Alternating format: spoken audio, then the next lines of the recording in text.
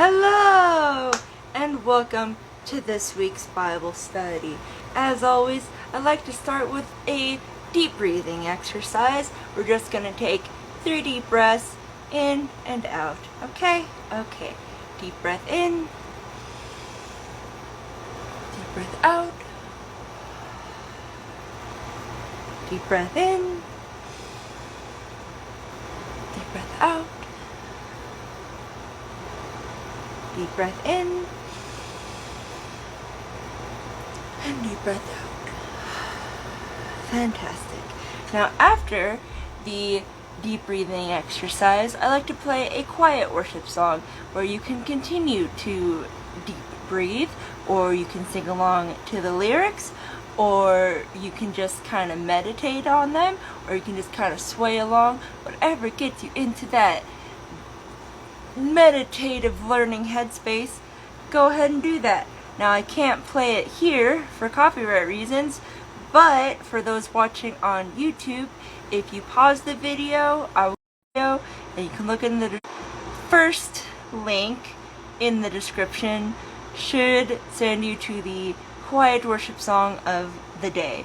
So does that sound like a plan? Okay, so you can pause the video to do that right now. And you're back.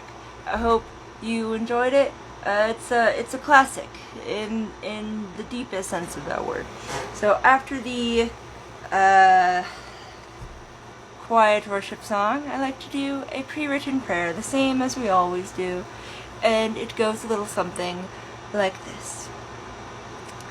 God, thank you for bringing us all here tonight. Please guide my tongue and heart during this teaching, and guide everyone during the discussion and prayer time. Help us to be a reflection of your light by enlightening us to your ways with love, patience, and curiosity. We love you, God.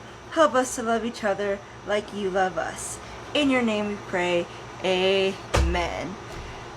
Right, so now we can get into the study part. And, of course, I feel like we should address the elephant in the room.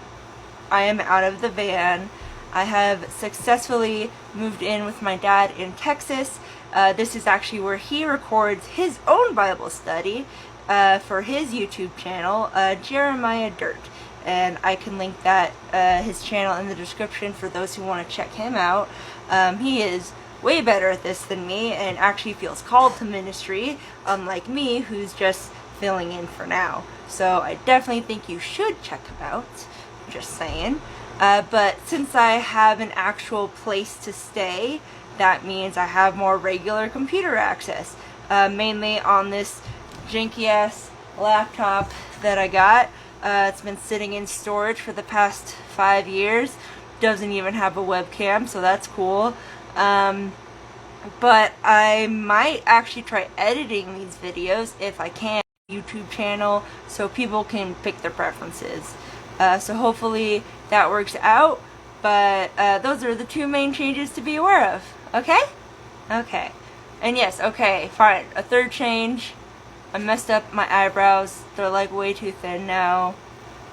And I don't want to talk about it. Okay? That's just how they look until they grow back. And that's all I'm going to say about that. So let's take this new studio for a spin. Okay? And get into Genesis 37 CJB version, which starts out with Yaakov continued living in the land where his father had lived as a foreigner in the land of Canaan. Here is the history of Yaakov.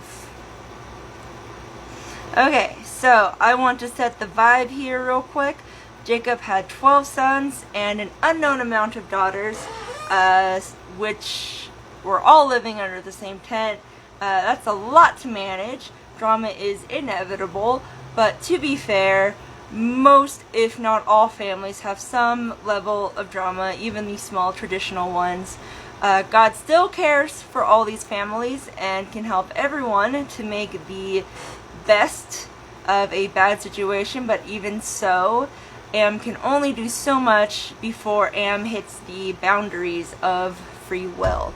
You gotta meet Am halfway and follow God's wisdom on how to keep a peaceful household, which Jacob did not do, as we'll see in the next verse, which is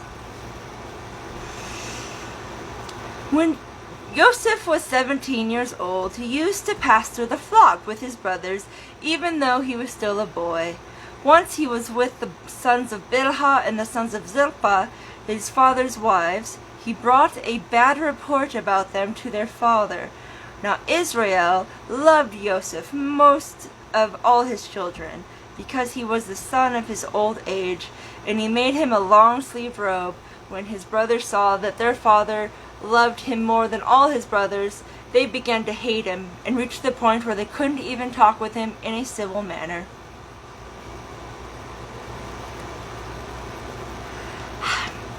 So Jacob made Joseph his clear favorite, mainly because he was his favorite wife's only son and the youngest overall, so doubly most likely to get spoiled.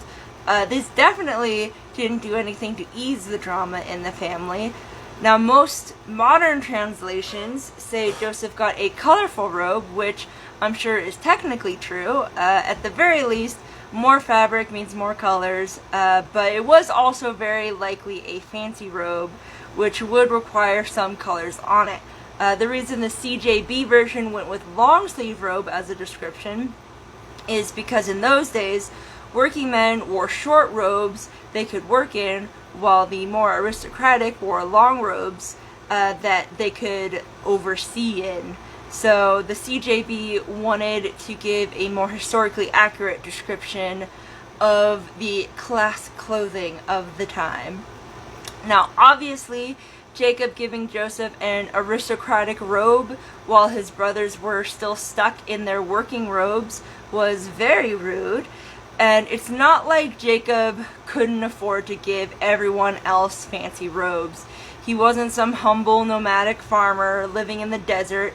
He was very rich with lots of land and herds and definitely a lot of money. He could have easily given everyone a nice robe, but,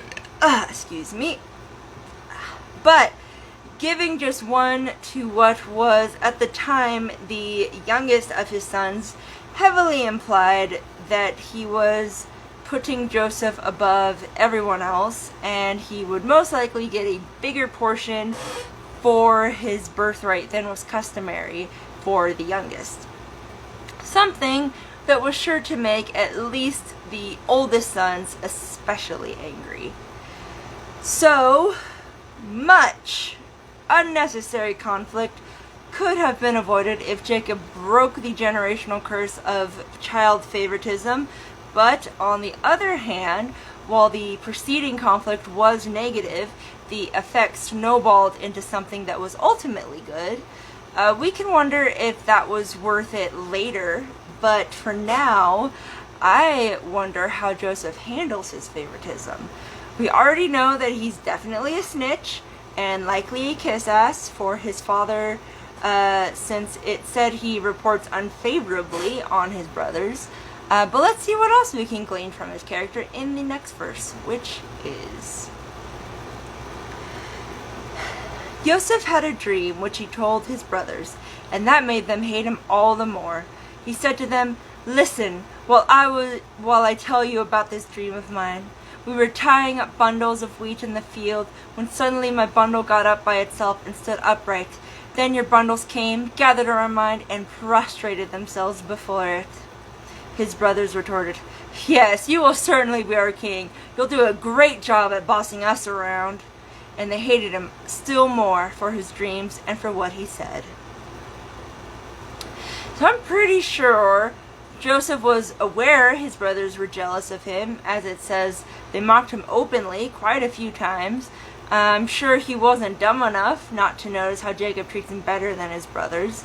Yet when he has a dream that his brothers will bow before him and he will be above them in some way, he doesn't stop to consider how letting his brothers know this would make them feel, or at the very least how that would affect his standing with them. Instead, he seems to see it as proof that his brothers should treat him well because he is better than them, somehow.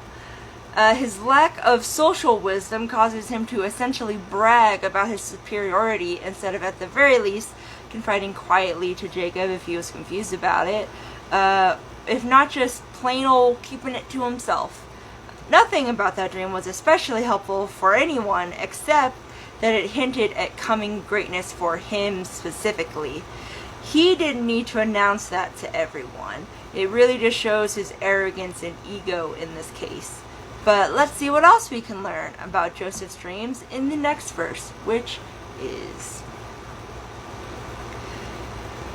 He had another dream, which he told his brothers. Here, I had another dream, and there were the sun, the moon, and 11 stars prostrating themselves before me. He told his father, too, as well as his brother, but his father rebuked him. What is this dream you have had? Do you really expect me, your mother, and your brothers to come and prostrate ourselves before you on the ground? His brothers were jealous of him, but his father kept the matter in mind. A quick clarification. We're pretty sure these events took place before Rachel's death, hence why everyone is making it sound like she's still alive. We're still not exactly sure when she died during all this, but it was at the very least after this and before the Great Famine. But anyways, now the implication is that not only will his brothers bow before him, but his parents as well. Even knowing how much the first dream annoyed his brothers, Joseph doubles down and tells them about this even greater dream. Now, if it was me interpreting the dream in that moment, I'd assume Joseph is only having these dreams because his parents do treat him better than everyone else, and it's inflated his ego to the point where he dreams that he is in fact better than everyone else. But of course we later find out these dreams were in fact predicting the future, but probably not in the way that Joseph assumed. In his first dream, for example, his brother's wheat bowed before his, which ends up being more of a your food is better than ours type of deal, as they will come to Joseph later for food during a famine. And in the second dream, it wasn't Joseph's own merits that raised him in the social ranks of the world, but his newly found humility and reliance on God to guide him that allowed him to be the second in command of what was likely the most prosperous nation of the time. The dream also conveniently leaves out the hardships required of Joseph to get to that position. No one understood fully what these dreams meant until afterwards, only taking them at face value. Even Jacob was incredulous that he'd seemingly be beneath his son in some way, even his favorite son, which is why he rebuked him for it. But Jacob is familiar with unlikely visions from God and was willing to at least keep the matter in mind.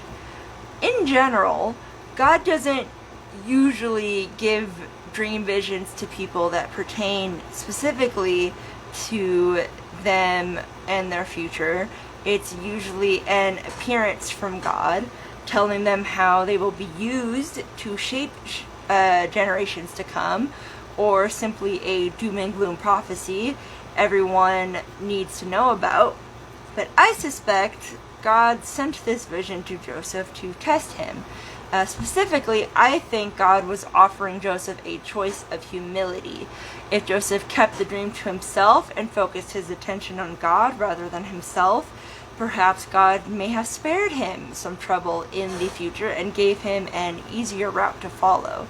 But if Joseph chose arrogance, as he did, God would use his arrogance against him to seal his fate and make him learn the meaning of real humility, which he does. Either way, Jacob's family and perhaps a good chunk of the world would be saved from a terrible natural disaster, I'm sure. God is with us always, but lets us choose for ourselves which path to follow. It's like a choose your own adventure kind of thing. The easy one or the hard one, it's up to us. Joseph chose the hard way, it seems.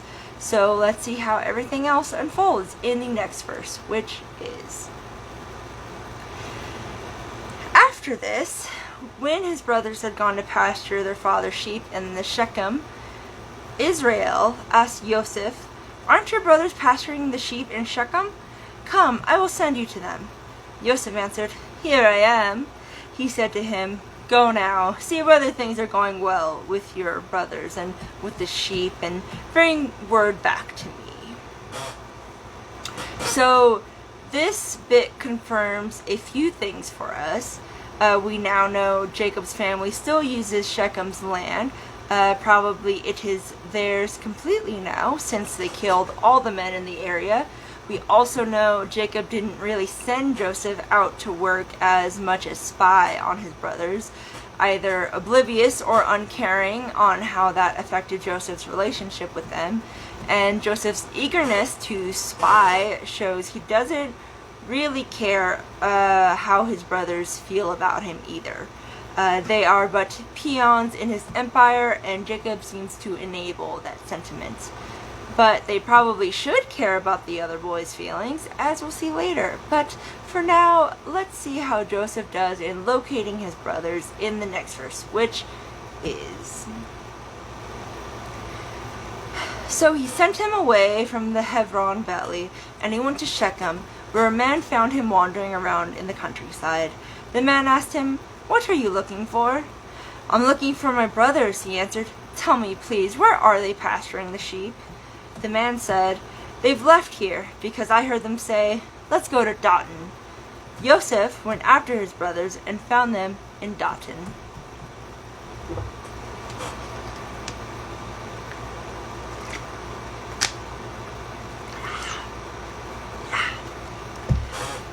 So, the commentaries are frustratingly vague on why his brothers went to Dothan instead of where they said they'd be.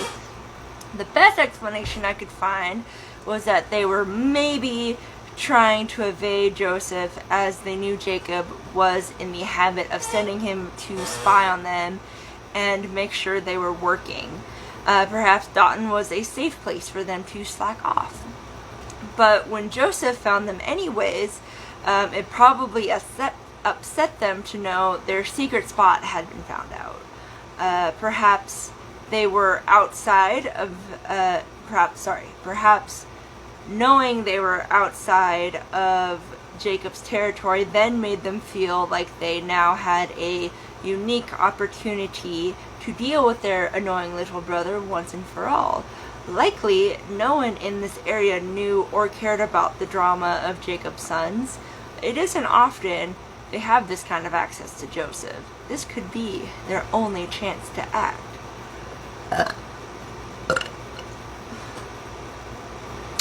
But before we get into all that, can we just take a minute to recognize how God lines things up? If Joseph hadn't bumped into that random dude, he would have gone back home safe and sound, while Jacob would later chastise his brothers for not being where they said they'd be. Business as usual. But because he just happened upon someone who just happened to know where his brothers happened to be, and because Joseph was so eager to please his father by getting some good dirt on his brothers, he left the boundaries and safety of their territory to go and see what his brothers were really up to. And because he did that, things really took a left turn for Joseph, as we'll see in the next verse, which is... His brothers spotted Joseph in the distance, and before he had arrived where they were, they had already plotted to kill him.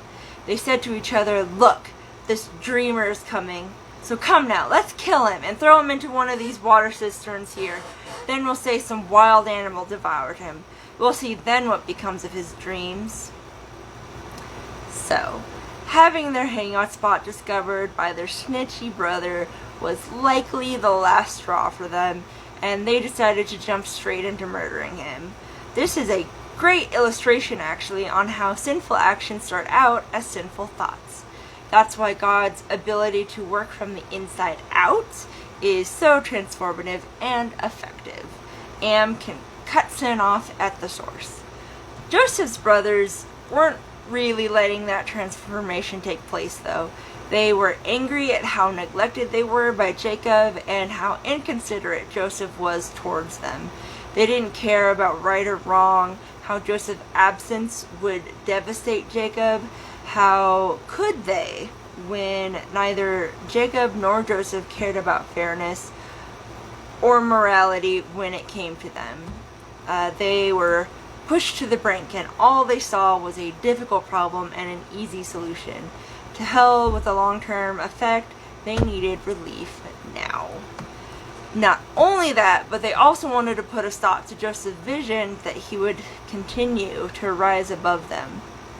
As can be seen in their statement, we'll see then what becomes of his dreams. They, as well as everyone else, including Joseph, thought that he would rise within their own family community. They didn't know he'd get his power in Egypt, much less that he'd use this power for the good of everyone. They didn't know their actions would fulfill the prophecy that they feared. Not even Joseph could have guessed how God would turn his arrogance and limited perspective into what he became in Egypt. But I'm getting ahead of myself. Let's see how his brothers decide to handle Joseph in the next verse, which is... But when Reuben heard this, he saved him from being destroyed by them. He said, "We shouldn't take his life. Don't shed blood." And Reuben added, "Throw him into this cistern here in the wild, but don't lay hands on him yourself." He intended to rescue him from them later and restore him to his father. This bit is interesting to me because Reuben is the oldest. He has the most to lose from Joseph's existence since he's the one who's supposed to get the lion's share of the inheritance. But the way Jacob treats Joseph, it's looking like it'll go to Joseph instead. Excuse me. Blah. Even so, maybe it's just the need to be the most responsible as the oldest child, as most oldest children feel they have to be, or maybe he just has a little bit more of a soft spot for Joseph. Maybe being the head of these siblings was a lot for Reuben, and he secretly appreciated Joseph taking some of the load off. Whatever the reason, he tries to save Joseph, but not as directly as he could have. Most likely he didn't want to get shunned from his brothers for protecting Joseph, or maybe he felt that Joseph could use a little humbling, just not murder. Either way, he convinces them to enforce the lighter sentence of throwing him in an empty cistern. Let's see how that works out for him in the next verse, which is... So it was that when Joseph arrived to be with his brothers, they stripped off his robe, the long-sleeved robe he was wearing, and took him and threw him into the cistern that was empty without any water in it. Then they sat down to eat their meal. But as they looked up, they saw in front of them a caravan of Ishmaelim coming from Gilead, their camels loaded with aromatic gum, healing resin, and opium, on their way down to Egypt. Judah said to his brothers, "What advantage is it to us if we kill our brother and cover up his blood? Come, let's sell him to the Ishmaelim, instead of putting him to death with our own hands. After all, he is our brother, our own flesh." His brothers paid attention to him. So they strip him of his robe, the symbol of his favor and comfort, and pushed him in this pit in the ground. Jesus was stripped in a similar way, though he didn't deserve it nearly as much as Joseph did. And to add to the callousness of the act, Joseph's brothers casually got food right after. We're not sure how close they were to the cistern when they did this, if they could hear Joseph's cries as they ate or not. We'd get a better sense of how they really felt about all this if we did, but I suppose it's not that important. We know enough, but I still wonder. Anyways, Ishmaelite traders come by, Midianites specifically, as is later noted. Since Dotun was on a trade route, it's a little ironic that Judah was the one to come up with the idea to sell Joseph to slavery, since it will be his very well-known descendant Jesus who would also be sold out for some silver. Some scholars think that Judas, the one who sold Jesus, was also from the tribe of Judah, which would also be kind of funny, but we don't actually know which tribes any of the disciples come from, much less Judas. But either way, it really gives this image of how Jesus took on the punishment of everyone's sin, including his human founder. Somewhere in the law section, the Old Testament tells us, as he has done, so it shall be done to him, eye for eye and life for life. Under this old law, Judah would have been sold into slavery in turn, but Jesus took his place instead.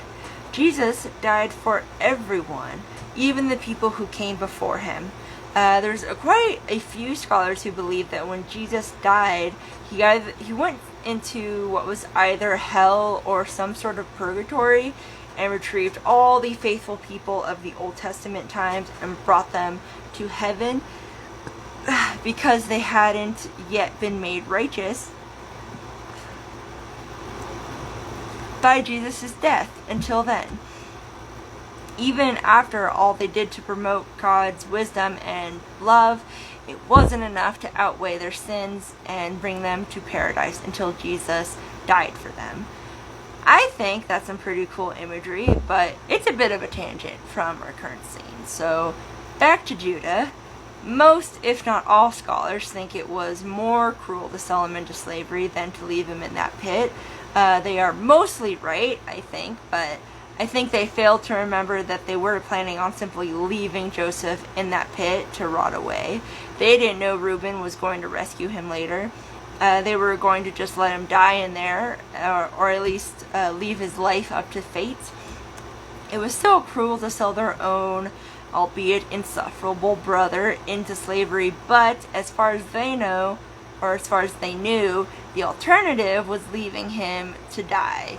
That's not an assumption either. It says right in the verse, what benefit is it to us to kill our brother? And not to be shrewd, but even if they did all agree to take him out of the pit, bring him back home, Joseph's only going to tell on them to Jacob, and they will likely get quite the thrashing for it, and then still have to deal with Joseph afterwards. But if they sell him, they get the benefit of not having blood on their hands and not dealing with Joseph snitching or Jacob's punishment afterwards, and making Joseph have to do some hard labor for once. Plus, they get some money on top of that. Sounds like a pretty great deal to me, at least in that moment. But we'll see how great they feel about it later. For now, let's see how the trade-off goes in the next verse, which is...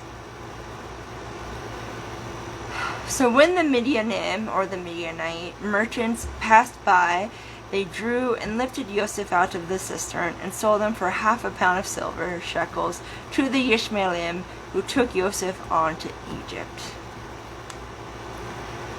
So maybe the movie got it right and the brothers were a little remorseful, but still determined when it came to pulling Joseph out and selling him off. Maybe they were gleeful and laughing at how Joseph thought they were finally ending their prank, how relieved he must have been, only to find slavers when he got out. Maybe they started off gleeful but began to second guess themselves as they turned away, hearing Joseph's cries after them to save them, but thinking it was too late now. It's never too late, of course, but I'm sure it was a sad scene either way. I do want to reiterate, though, this isn't entirely on the brothers. They didn't just decide out of nowhere to sell Joseph off. It was only after years of putting up with Jacob's favoritism and Joseph's inflated ego that pushed them to this point.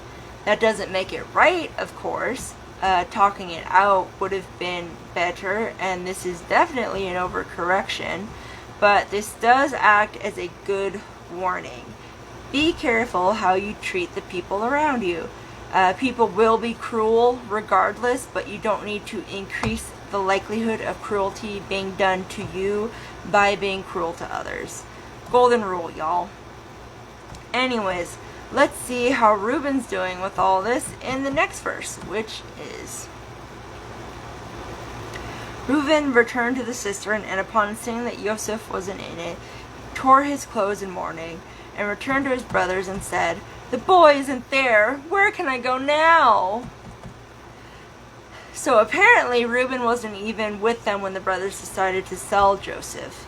Not sure where he went. Maybe the brothers knew he was soft and intentionally excluded him from the discussion. But regardless, Reuben has to take some responsibility for Joseph's disappearance since he wasn't a big enough advocate on Joseph's behalf. Now Joseph is lost to the wind, and their father is going to be very upset.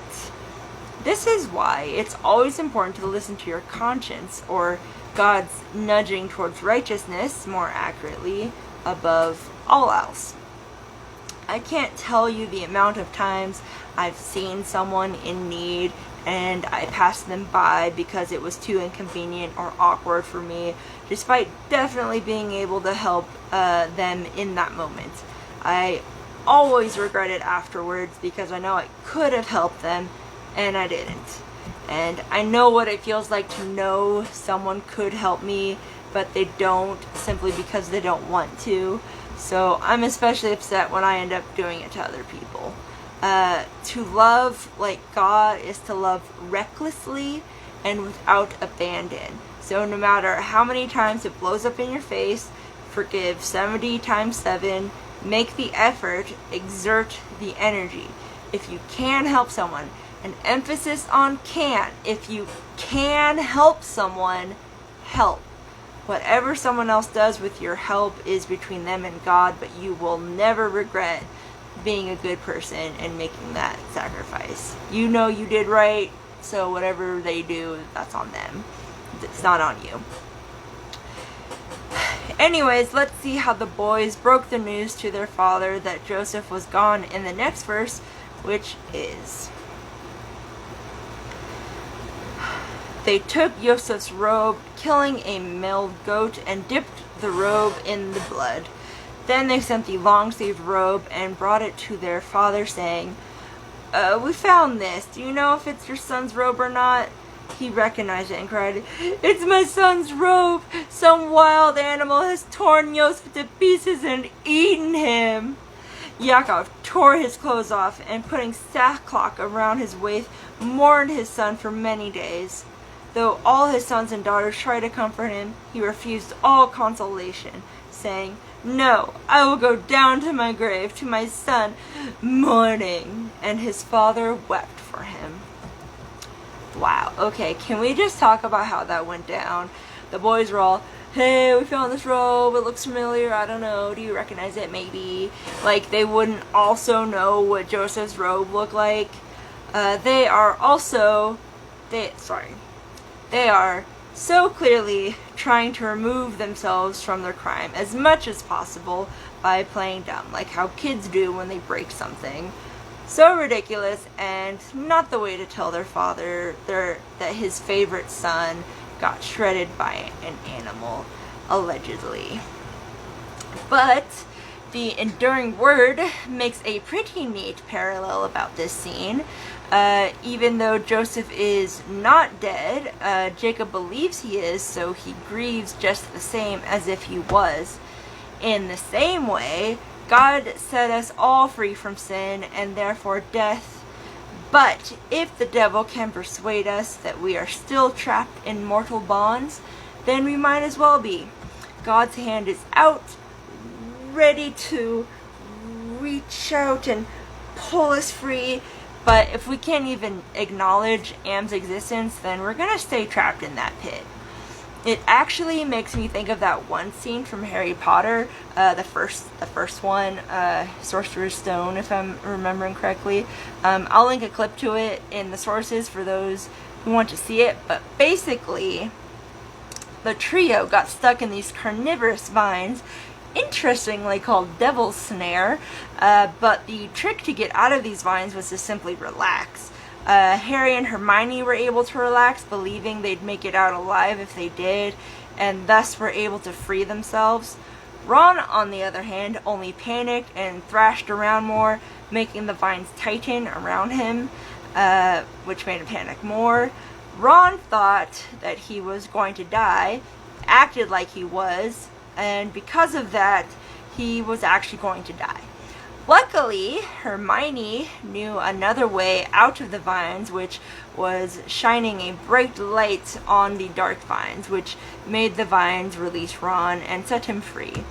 In much the same way, Jesus saves us with his light, even though we are wretched and anxious creatures who have trouble listening and trusting. A fitting metaphor, I think. But back to what's going on here. The boys tried to comfort their father, as did his daughters.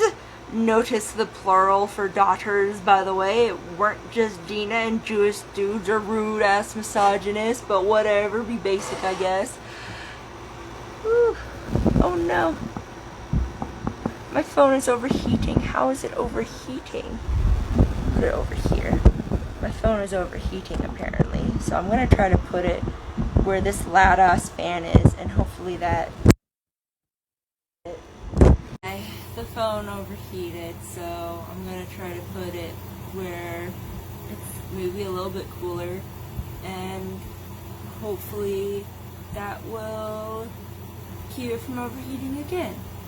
It kind of sucks to have to move it because my script is right here, but the camera's here, and I was hoping to do it like this, but that would be in front of the AC, and I feel like that's going to make the audio worse. And while I was waiting for the phone to cool down, I actually checked the audio of the live video that I already had, and wow, the audio is so bad now. I'm probably never going to do the study in this room again, because wow, it's just so hot. This Texas heat is no joke, and also, audio is bad. And also the Wi-Fi connection isn't that great either, so I'm just going to do it in my room next time, but let's just get through it today for posterity. Alright, so I left off in the following location. Back to what's going on in the Bible study. The boys tried to comfort their father, as did his daughters. Notice the plural for daughters, by the way. It weren't just Dina. Jewish dudes is rude-ass misogynist, but whatever, be basic, I guess. It was no use comforting Jacob, though. As on in the story, we'll see that watching their father suffer like this made them feel real guilty. They couldn't even be honest about what happened, keeping it all inside, never even getting the release of a final punishment, living with what they did, assumedly, for the rest of their lives, and that was apparently their punishment as they saw it. This is likely what caused them to be a lot nicer to Rachel's second son, Benjamin, but more on that in later chapters. For now, let's see what became of Joseph in the last verse, which is: In Egypt, the Midianim sold Joseph to Potiphar, one of Pharaoh's officials, a captain of the guard. So, Egypt was very well established at this point, a thriving kingdom in fact, and becoming one of its slaves would definitely humble Joseph. At the same time, everything was going according to God's plan, as we know. Now, could God have saved the world from a devastating famine while also humbling Joseph without getting him sold into slavery? Most likely. Could Am have done this as efficiently as this route was, while also balancing not interfering with humanity's free will, showing compassion, and displaying God's humble yet effective ingenuity for the world to appreciate? My guess is probably not, or God would have done it that way. We have to keep reminding ourselves that we don't know the complex history and various details and moral quandaries that would have gone screwy had God done this a different way. We only see a sliver of what's going on, whereas God knows everything that will, was, is, and could be. To be a Christian is to trust that low tide or high, whatever's going on is the best course of action for all of humanity. Sometimes we even have to sacrifice ourselves for God, for God's will, if need be. I'm just going to push this so the mic is a little bit more facing me, and hopefully it picks up the sound a little bit more. I don't know. What was I saying? Whatever's going on is the best course of action for all of humanity. Sometimes we even have to sacrifice ourselves for God's will if need be. I'm willing to do that because even if all the world hates me and I die horribly, God will resurrect me eventually, and I get to live eternity in paradise, which is a world that I can truly connect with, unlike this mediocre ship shack. My only purpose on this earth is to help God reel in more people and to praise Him always. Everything else is secondary, and I hope everyone else who calls upon Jesus' name feels the same way. It'd be nice if we knew everything that was going on, or at least what our personal end results will be, but it's my theory that knowing everything, like how God does, would take away our free will, or at least our ability to think for ourselves. I think of the Rick and Morty episode, a video summary of which will be linked in the sources, but in this episode, Morty finds a crystal that shows him how he will die based on his current choices. He sees a future where he dies peacefully of old age in the arms of his crush, telling him that she loves him. And he then does whatever that crystal says will lead him to that future, no matter what, the chaos and death it causes. Things he wouldn't normally do, by the way, because all that mattered was that ideal death. That crystal only gave a limited view of what Morty's future would be, though. Imagine if he knew everything. He'd be like Dr. Manhattan from Watchmen, never really doing things for his own sake, but simply following the path time had set for him, as he can see it. You don't get to live your life freely with that kind of knowledge. You now have the responsibility to fulfill or put a stop to whatever future that you're seeing. You can never just be in the moment. So thank God Am lets us live in ignorance, taking on that responsibility for Am's self. We don't have to worry about the future. We just have to and can trust God has our best interests at heart and follow whatever path He gives us in that moment. God keeps us in the loop as much as Am can. Am's already told us it will all work out in the end overall, and will often give us reassurances as we need them along the way. We know God is the only one who could take us to that bright future, and personally that's enough for me to simply trust the process and enjoy this roller coaster God has put me on.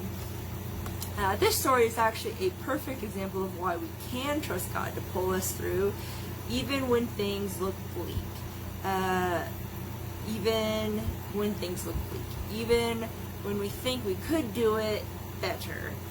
Joseph's brothers had a few choices on how to deal with him, and they went with the option that benefited them in the short term, and we'll see how it racks them with guilt later on.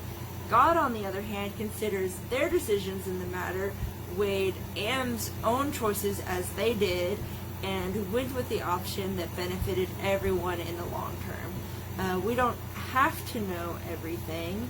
In fact, it's better that we don't, as I've explained. God has shown us that Am is a trustworthy guide, so let's all just go with the flow. Alright, thanks. won't be as exciting as this when we are dead. I can tell you that much. So enjoy the ride while you can. Okay? Okay. And that fun little note is where we'll end this study. Feel free to put any questions or thoughts down in the comment section below, as well as any prayer requests. But for now, let's review the ones that we currently have and pray for those. And I, in case you hadn't noticed, have moved, and my brain's been a little bit fried, so I haven't even updated this, and I should have, because there are things, and luckily Papa keeps his pen in his Bible study, so I'm just gonna add okay, we'll update, well, I'll update that officially later, but I do want to say, so for prayer requests, as always, we want to praise God. We want to ask that God fills us with Am's presence, and also in doing so that He, Am, forgives us of our sins. And we're going to be specific, at least I am, I'm going to be specific about the sins I would like Him to be healing. And then we're also going to be praying for Dr. Heiser and Trey from the Naked Bible podcast. We're going to pray that Dr. Heiser stops having cancer, and so far it sounds like it might be going into remission, which is great news. And we're just going to pray that Trey's able to continue to be a good supportive friend throughout that. And I also would like to give an update on Mia. It's good news. Mia was able to get into contact with me, and she was able to tell me that it wasn't me, which is great news for me. That's the most important part. Didn't have anything to do with me, and I kind of had a feeling it didn't, but you know my brain, I still wonder. But she's actually in a bit of trouble with, let's say, legal trouble. She's not in the wrong, but somebody else is, and she is a little bit scared on how to deal with it, so she just kind of is trying to distance herself from everyone until she knows that it's safe to proceed in the world. So definitely want to thank God that I know that Mia is okay. That's great to hear, and we should be praying that the stuff that she's dealing with gets handled soon so she can go back to living her normal life, and more importantly, talking to me on a regular basis. I'm kind of upset because when I got into contact with her again, she gave me a new number because her old number doesn't work anymore, and I immediately lost it. So Mia, if you're listening to this, sorry, I accidentally lost the number. Probably shouldn't have come to visit you on like the day that I was moving. That was poor planning on my part. I'm sorry. But you should call me, so I have your number, just so you know. But but she does have my number, so she can at least call me whenever she thinks it's safe to do so. But yeah, we're gonna pray that Mia gets out of that tough spot soon, and well, that everything goes well for her and that. I'm also gonna pray, I guess technically this would be a good pray for me and my dad currently. I was able to successfully move to Texas, as you can see, and things are going pretty good. Me and my dad haven't really been around each other in a while, so and we both have our own little mental quirks, let's call them, so we're just kind of trying to figure that stuff out. But I think we're doing a pretty good job at not like completely blowing up, so that's a plus. So we're just gonna pray that we continue to figure each other out and we're able to bond a little bit more, because that was kind of one of the reasons I moved out here. It was because I feel like this is going to be one of the only opportunities I really have to like really try to connect with my estranged father. So hopefully we do that in a healthy and consistent with the gospel kind of way. It is a little tricky because we're a little bit different from each other. Not completely, not as much as I think he thinks we are, but definitely got some things to figure out. So we're just going to pray that that goes well. And also we're going to thank God because well, the current plan was that I stay here with my dad until my friends in San Diego were able to get a house. We can all move in together, and I was pretty sure that was going to take forever, but I just heard back from them that they found a house, and hopefully that's going to be finalized soon. So thank God for speedy housing in like the worst market in America. So we're going to thank God for that too. And we're also going to pray that like I've been very rashy lately, like super rashy. Like I got like the worst eczema I've ever had in my entire life, and it just like will not go away. So we're gonna pray for that also, because I hate it and I don't know what else about it. So that's pretty much everything. Well, I guess also my dog's Orbitz has been pretty good. My dog Orbitz has been pretty good about adjusting to life in Texas. Bunny, my other dog, not so much.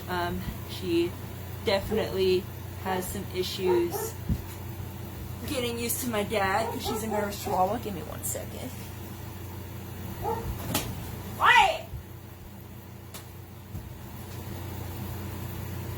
I don't know if you can hear him barking, but they're not supposed to do that if you did.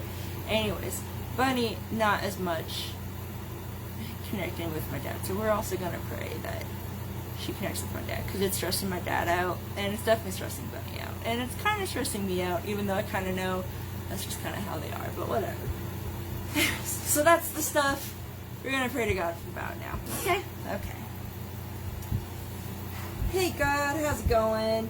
I feel like it's been forever since I've done this out loud prayer thing, so that's cool.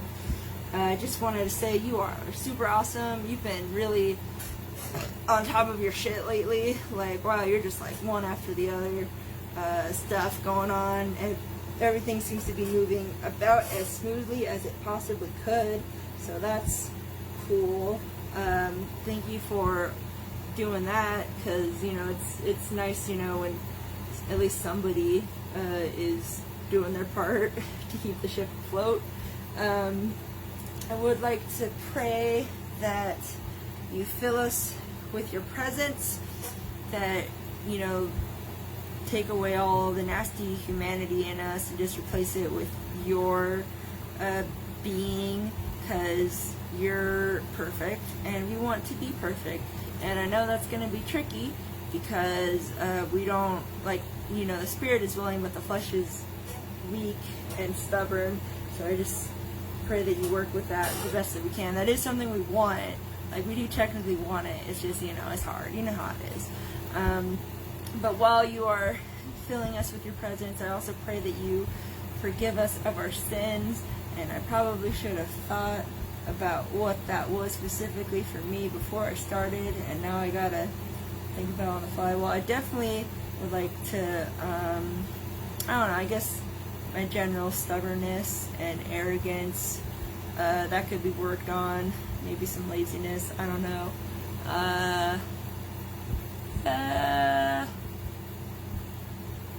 Yeah, I'm pretty much perfect otherwise. So just I don't know, definitely help me better connect with other people and just, I don't know, like, consider them better. I don't know, just, you know, dude, make me not annoying, I guess. And, you know, anyone else, whatever they're thinking of whenever I say their specific sin, just help them get through that. And then anything that we aren't aware of, please make us aware of it, so that we can work on it with you. Okay? Okay. Now, I'd also like to pray for Dr. Heiser and Trey. I pray that Dr. Heiser does not have cancer anymore. Our preference is that he lives at least a couple more decades. Your will be done on that, but you know, that's our preference. And I just pray that you can help Trey guide him on how to best support Dr. Heiser through all this. Just like be there for him, and help Dr. Heiser get through this as well, emotionally, spiritually, all that fun stuff. I also like to pray for Mia. Thank you so much for answering my prayer on if she was okay or not. I now know for sure if she's okay or not, and she is, so thank you for keeping her safe for the most part. I just pray that she's able to get through her legal issues soon, so that she can go back to living her life as she wants and fulfilling whatever it is that you have for her life. I hope this isn't the end for her, because she is super awesome and she would be a very valuable asset to the church team, just saying, like the church at large. So it'd be super cool if you could, like, you know, help her out, you know, help her get through that. And I'd also like to pray for myself. Thank you for helping me get to Texas in one piece. Thank you for being with me and my dad as we figure out how to, like, reconnect after years of, like, just, you know, estrangeness. Thank you for helping us weather any and all disagreements that we've had without, like, something crazy happening.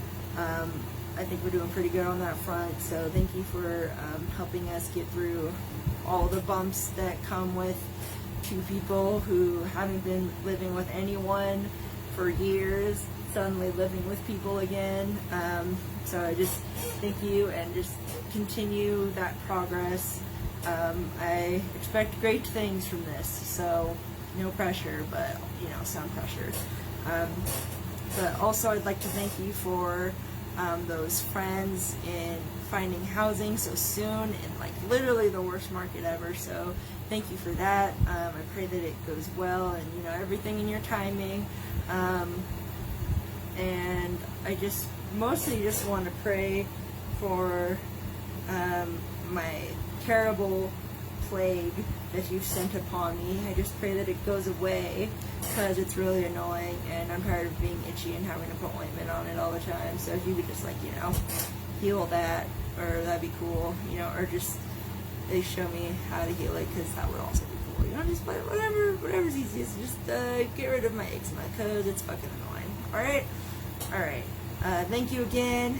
We love you, and I pray that we never stop loving you, because life is meaningless without you.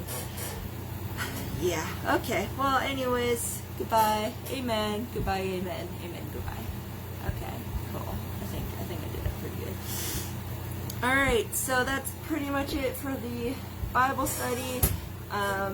As always, I like to end on a loud worship song, which I cannot play here for copyright reasons, but if you go into the link in the description, if you're on YouTube, you're going to see a link for loud worship, and you're also going to see a link for a bonus loud worship song. And the reason that that bonus song exists is because I feel like this song fits pretty well with the theme of this Bible study, but at the same time it's a very secular song. And, you know, not that I have anything against playing secular songs for worship songs, as you know, but, like, the thing with playing secular songs is they at least have to, like all the lyrics have to reasonably, could possibly be twisted towards Christian ideas. And this one, like, half of it is, and then the other half is like, nah, that's, like, blatantly secular. So I made it a bonus song, just for funsies, just, you know, just to kind of go with it. But then we have, like, a really heavily Christian song as the main loud worship song, just to balance that out. So hopefully you enjoy those. And then, you know, if you're watching on Facebook, just scroll up there, right there. Okay? Well, I'm probably going to be in a different room next time, but thanks for bearing with me, in this super cool room. Kind of sad it didn't work out because this room is super cool and I really dig it for studies, but man, it is just too hot and the Wi-Fi is just too weak and I just can't. But you know, thanks Pop for letting me try. Okay, see you next time. Bye.